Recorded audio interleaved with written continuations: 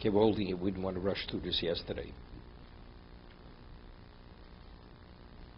He quoted a Sifri, Mem Aleph, that the Sifri says, Rebbe Lezer and Sifri, Chol Levavcha is Avraham Avinu. She'aves Hashem Chol Libo. He loved God with all his heart. Yitzchok Chol Nafshecho, that he gave his life, the Akedah, through the Akedah. Yaakov was what? Was Modecha, he gave Hodah. He was Modeh. So he wanted to say that the meat of Yaakov is a what? Is a combination of both, of Avram and Yitzchok. We didn't understand this. He says, Midas Yaakov shoy Modeh lo ala tov she'os Hashem yisborach. It's a nichlal mishneim. This is a composite of both, of Avram and Yitzchok. Ze mitzad shoy Modeh el Hashem yisborach ala tov. She'os k'mo shoy Yaakov she'omar kotonti.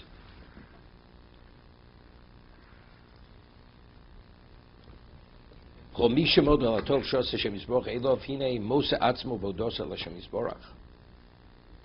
who acknowledges the good that HaKadosh Baruch Hu did on his behalf, he will give himself, he'll dedicate himself to Hashem. The other two things. A person who acknowledges that you're a recipient of everything good, and Hashem provides. You'll what? Your heart will be dedicated to that benefactor. And also, it'll what? A person who acknowledges it to that degree, he'll even give his life for that person, or that entity.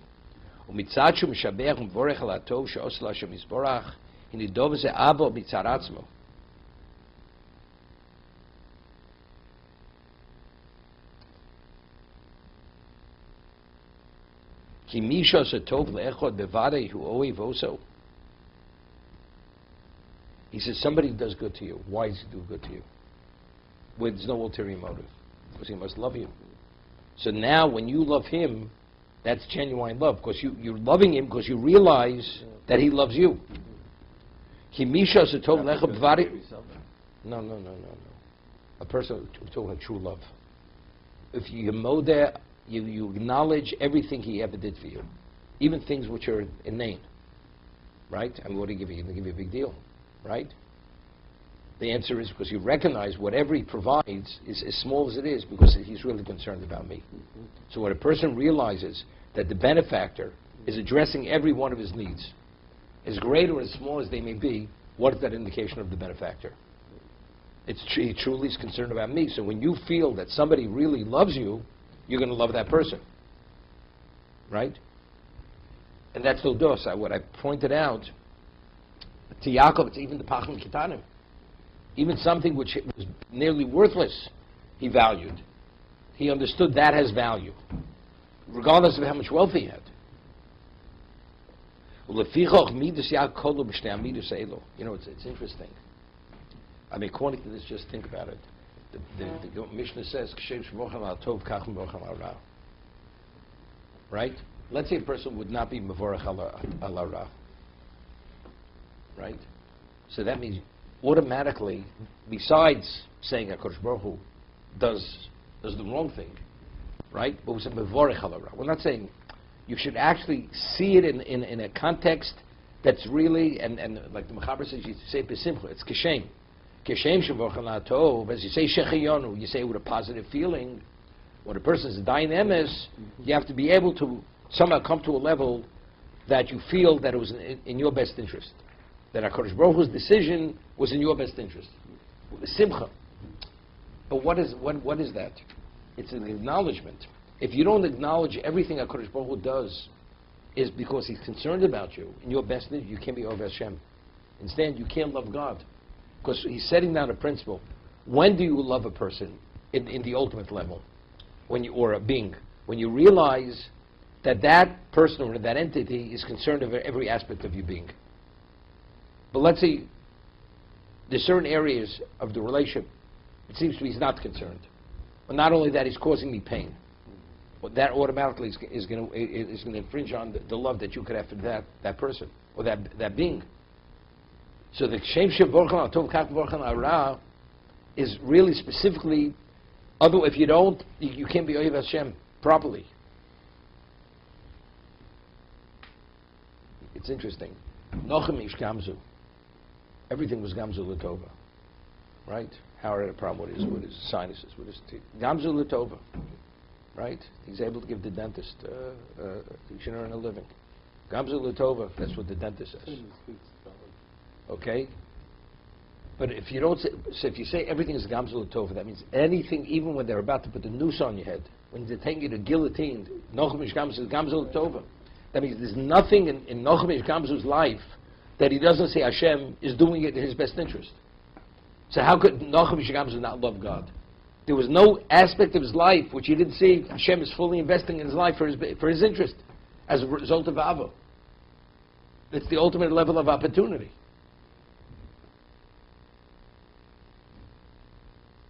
It's interesting, the famous, it's in the introduction of Kovetz Oros, which was written by Rabbi Chanan Wasserman, Zech Tzadik Levrocha, that Rabbi Chanan Wasserman was killed by the Nazis, together with other Jews in Kovna during the war.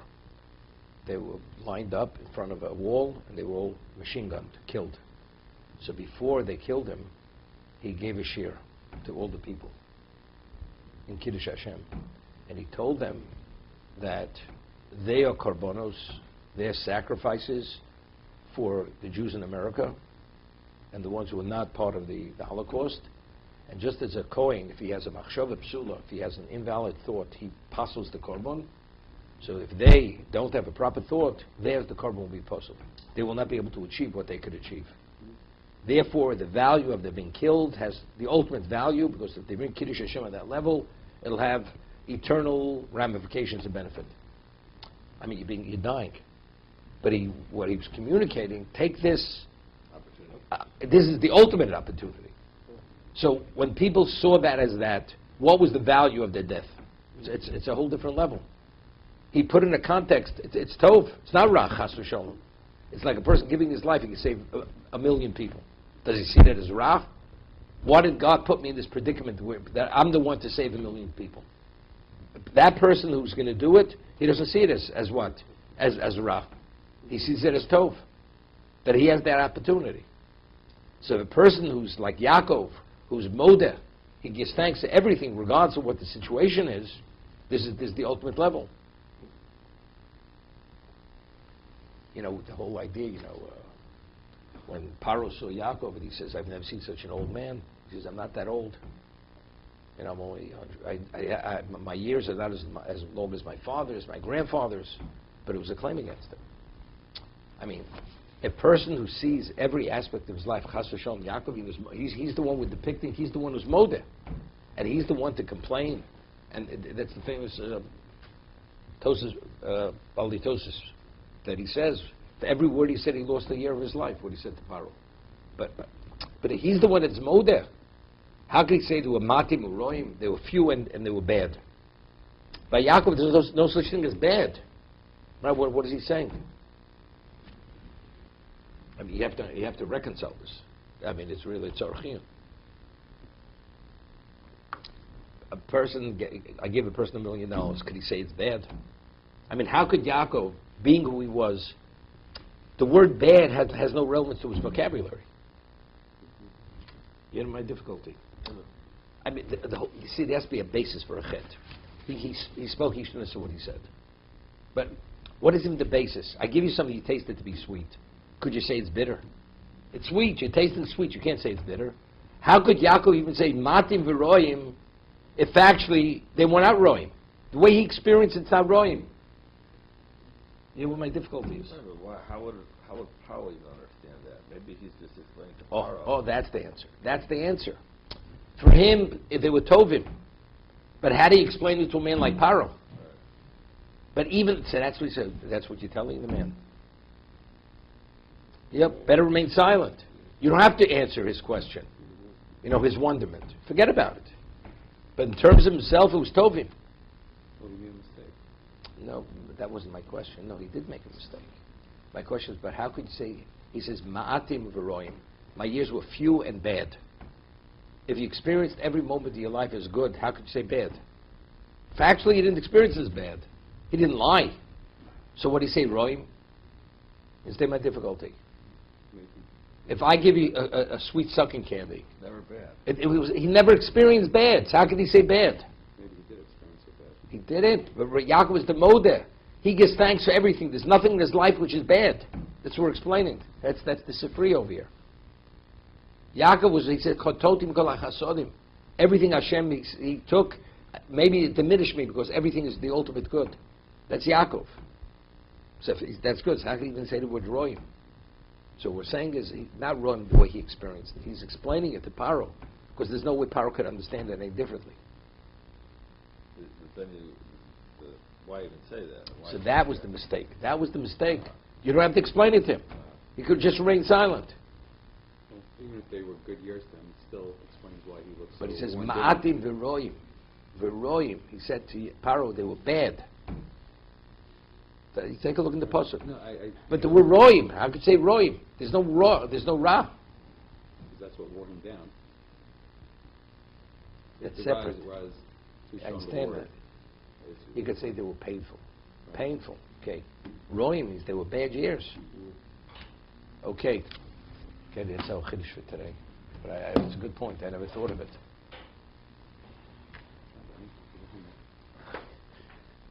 He's ready to turn around? Just came. It's good. Turn around? To I go said, back. He could go home now. Oh. I didn't come up with it.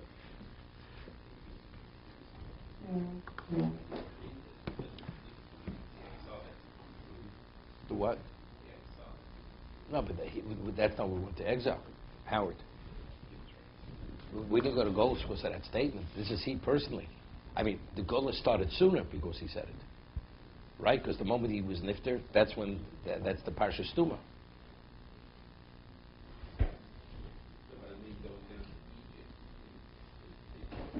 Yeah, but that has nothing to do. That's the answer. That's the answer. He's explained the power of himself. There was no such thing as Ra. But according to this, still, so why did he prematurely age? You know, especially with Rechaim Shmulevitz. Because if he would experience this as good,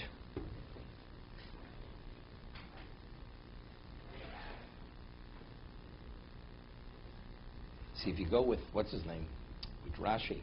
Rashi says, why did he grieve all the years? Because he believed Yosef died, and he had a Kabbalah that if any one of his children died in his lifetime, he goes to Gehenna. Here, David. So if that, he has a right to be paid. You understand? That means he's agonizing over his failure, not over what HaKadosh Baruch Hu did to him. HaKadosh Baruch Hu only did it to him because he failed. Why can't we use this pasuk as a proof that he really didn't experience it the way that we think he did, and he really experienced it in a negative way? Because Chazal tell us differently. I know, but why can't they look at this pasuk and interpret the pasuk that way? Because that means he's saying Yaakov is not Vorach ala Tov, ala Ra. That's what I'm. Yaakov asking. is less than Nochum Gamzu. That's what I'm asking. It's not possible. It's not possible. Even though that's what the pasuk says. So you have to explain. It's very easy to come to that conclusion from the pasuk. That's what the pasuk says. That's exactly what we're addressing now. Even though the pasuk says it has nothing to do with this. So what I'm saying now could be the Veroim, not his name.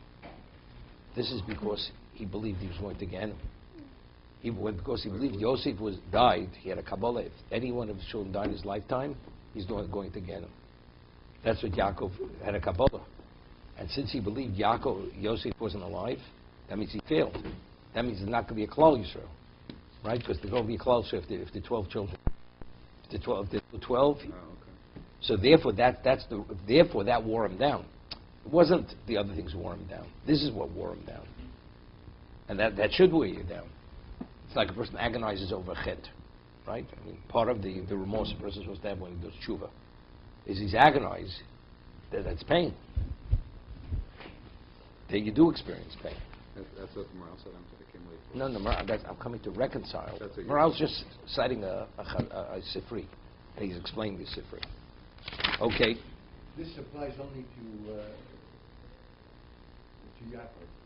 To Yaakov. But It doesn't apply to us. It's the ultimate level. The concept that you were talking about the Shvatim, and one of them not being alive, that was from... Rashi says Chazal. When it says he couldn't be consoled. As much as children tried to console him, he couldn't be consoled. So Rashi says because he had the Kabbalah that if any one of his children died in his lifetime, he's going to get him. Because you had to preserve 12 foot. There had to be a Klal Yisrael. If there's not, that means he failed. And you knew that there had to be 12. Right, exactly. Okay.